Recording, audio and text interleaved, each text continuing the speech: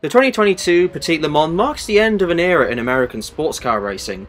The DPI cars are either going to go off to a museum or be put in a retirement home for all cars, and it'll be replaced by GTP/LMDH/DPI 2.0, whichever one you want to call it. But the current crop of DPI cars have served us incredibly well and generally served us some incredible moments. And it's fitting that Petit Le Mans gives it the swan song that it deserves. So, without further ado, let's get into this year's Petit Le Mans and what to expect. We begin the entry list with the DPI category, naturally, as it's the top class, and with Meyershank Racing with Kerr Bagajanian. Tom Blomqvist, Oliver Jarvis are joined by four-time Indy 500 winner, and I'll emphasise that, four-time Indy 500 winner because it hasn't been emphasised enough already, but four-time Indy 500 winner, Helio Castroneves. Chip Ganassi and the backing of Cadillac will be entering two cars once again, and for the 0-1, the usual pairing remains. Sebastian Bourdais and Renger van der Zande, and Scott Dixon joins them for this race, and he never misses a beat, does he?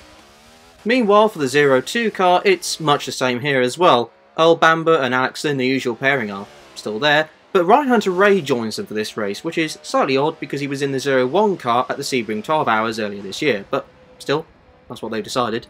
Status quo at Action Express Racing as well with two cars. Pipo Derani is still there, Olivier Pla is still there as well after replacing Tristan Nunez midway through the season, and Mike Conway, as ever, is with the 31 car for the 4 endurance rounds. Meanwhile, for Jimmy Johnson, it's another Petit Le Mans entry alongside Kamui Kobayashi and Mike Rockenfeller, who now has NASCAR experience. For Jimmy Johnson though, this will handle absolutely nothing like the AC Cobra he drove at the Goodwood Revival a couple of weeks ago. Wayne Taylor Racing are back with Felipe Albuquerque and Ricky Taylor, so nothing unusual there. But Toyota WEC contracted driver Brendan Hartley is an interesting choice, considering he's racing an Acura. Make of that what you will. And for JDC Mustang Sampling Racing, it's nothing unusual here. Lloyd Duval, Tristan Vautier and Richard Westbrook join for the number 5 car's last entry in a Cadillac as they move to Porsche in next year's IMSA series. On to LMP2 now, where we begin with PR1 Matthias Motorsports, who are running 2 cars in this race. For car 11, it's Stephen Thomas, Josh Pearson and Tristan Nunez, who has been brought over from Action Express Racing in the replacement of Jonathan Bomarito, who I'm sure is crying his eyes out and giving Kleenex a reason to keep making their tissue brand. For PR1 Matthias Motorsports 52 entry, Mikael Jensen, Ben Keating and Scott Huffaker is a direct copy and paste of what they did last year for this race. I don't think many people that long ago would have thought that high-class racing would have been entering IMSA at all, let alone for a full season, but it's nice to see the Danish-backed team have a go at the American racing scene, and they've done pretty well. Dennis Anderson, Anders Fjellback and Fabio Scherer will drive the Oreca for this race. Meanwhile, after a horrible and expensive year for Tower Motorsports in 2021, this year has been a massive improvement and have been looking over their perch at the rest of the LMP2 competition. John Farano, Louis Delatraz and Rui Andrade complete the entry. 2021's Petit Le Mans for Era Motorsport lasted all of about 45 minutes, before they crashed at the dreaded last corner. Ryan Dial and Dwight Merriman are joined by IMSA debutant and current Indy Lights racer Christian Rasmussen. And the final entry in LMP2, because of the withdrawal of the Racing Team Nederland car, is the Dragon Speed entry for Henrik Hedman and the son-father duo of Sebastian and Juan Pablo Montoya. That'll definitely draw some headlines, to say the least. Now on to LMP3, and you are definitely not going to miss this incredibly distinctive livery of Riley Motorsports' number 74 Ligier. Gar Robinson, Kai Van Berlo and Felipe Fraga will try to put the Ligier back to the front like they did at the Daytona 24 Hours earlier this year. Despite not competing at the Petit Le Mans last year, Sean Creech Motorsport looked quite ominous for LMP3 victory in this race, with a great lineup of Joao Barbosa, Malte Jakobsen, and someone making their Sean Creech Motorsport debut in Nico Pino. An interesting sentence, I know.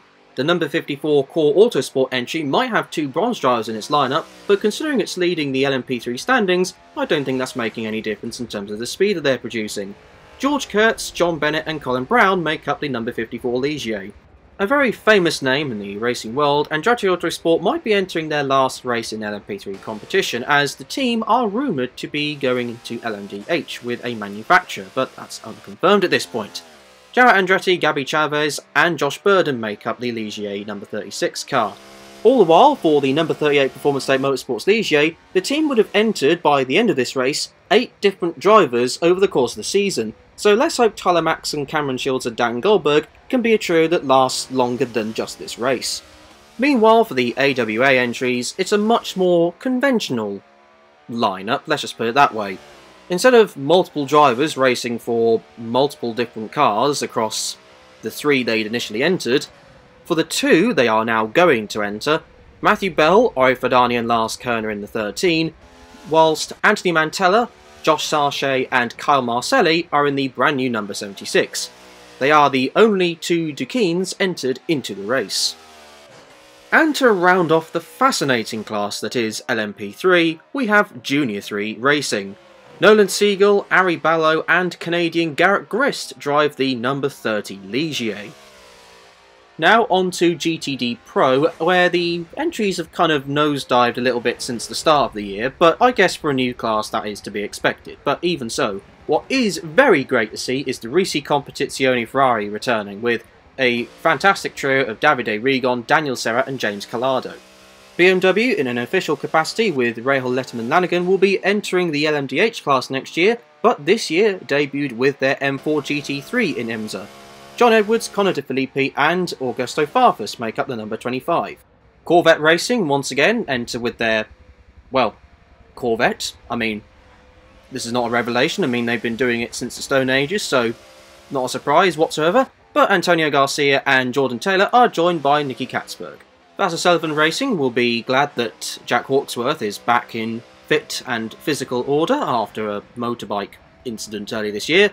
Carl Kirkwood and Ben Barnicoat, who's been a revelation this year, join the GTD Pro Lexus entry. It's been a roller coaster ride for the Proton competition run WeatherTech Racing entry, from entering Porsches and Mercedes in GTD Pro to them being in GTD Mercedes only, to now back in GTD Pro Mercedes.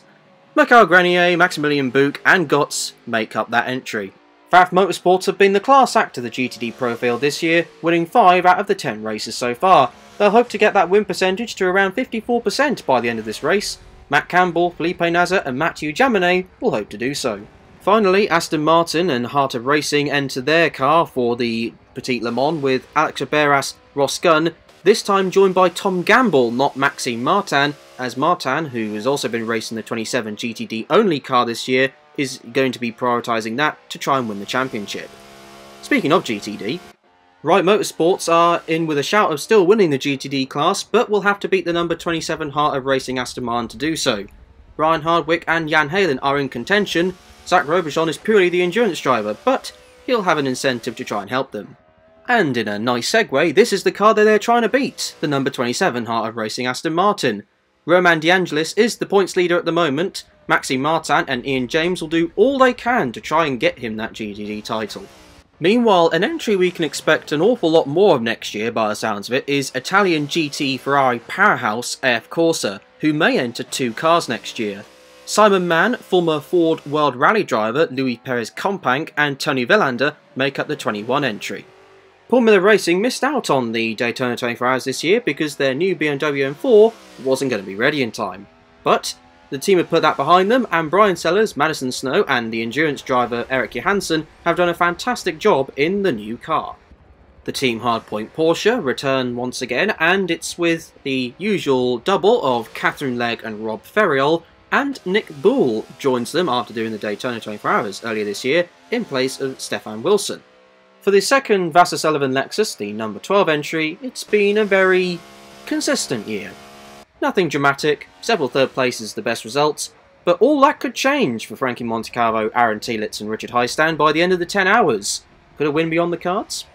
Châtelard Racing have already found success in IMSA this year by winning the Sebring 12 Hours, despite having a crash midway through the race. They'll hope to do the same at the Petit Le Mans this year, just without the crashing part. Roberto Lacour, Giorgio Sono-Giotto and Ulysses de Pauw drive the Ferrari. Turner Motorsport BMWs running in IMSA sanctioned series has been something that's been done since the dawn of time, and that relationship continues with Bill Auberland, Robbie Foley and Michael Dynan piloting the M4 GT3 in Petit Le Mans this year. Gradient Racing are the only team to be running an Acura NSX in this race after doing an endurance only campaign this year, Mario Farnbacher and Keith Simpson run in the 66 car alongside Till Bechtolsheimer, who has brought the iconic Lola name back into the automotive landscape. Magnus Racing have been doing an endurance campaign only this year, so that means they'll be back for the Petit Le Mans in the Aston Martin. Spence Pumpelly, John Potter and keen vegan luge racer Andy Lally are your usual trio. The name of this team might not exactly be short, but Carbine with Peregrine Racing have shown some good speed this year. Jeff Westphal, Corey Lewis and Robert McGuinness will hope to try and improve on their results after some bad luck in a lot of races this year in the Lamborghini. HGP Winwood Motorsport have been a team on an exponential rise, shall we say, in the recent years. 2021 Daytona 24-hour winners in GTD, and they've won the past 2 races in this category, so no pressure for Russell Ward, Phillip Ellis and Marvin Dienst. Meanwhile, despite having one of the smallest budgets in the IMSA field, Team Courthoff Motorsports have done an incredible job, massively over-exceeding people's expectations. Mike Skeen and Stephen McAleer have delivered amazingly, and Dirk Miller will join them in the Mercedes. It's been a frustrating year for NTE Sport with Star Spangled Racing, as unfortunately budgetary issues and a car transporter which had a puncture on the way to Long Beach meant that they had to miss a few rounds. So Don Yount, Jaden Conwright and Marco Holzer will try to make amends in Petite. Inception Racing is the last entry, with Brendan Reeb having to leave before the end of the race because he's off to try and win another championship in Barcelona. For his Road Atlanta lineup, it is Jordan Pepper and Sebastian Priaulx in the only McLaren in the race. Now, the last thing that needs to be mentioned is, how can you watch the race? If you are in the US, it'll be on NBC affiliated channels like the USA Network, but outside of the US, it'll be on IMSA.tv, live and free on the internet. Unless your country does have a broadcast deal with IMSA, in which case, then check the IMSA website for a list of countries with the respective broadcast rights holders, which isn't a huge amount, so most likely it'll be on IMSA.tv anyway. Aside from that, thank you very much for watching. I hope you enjoyed the video and also found it informative. Hope the race is good. I'm sure it will be. It never usually disappoints. But until next time, enjoy the rest of your day.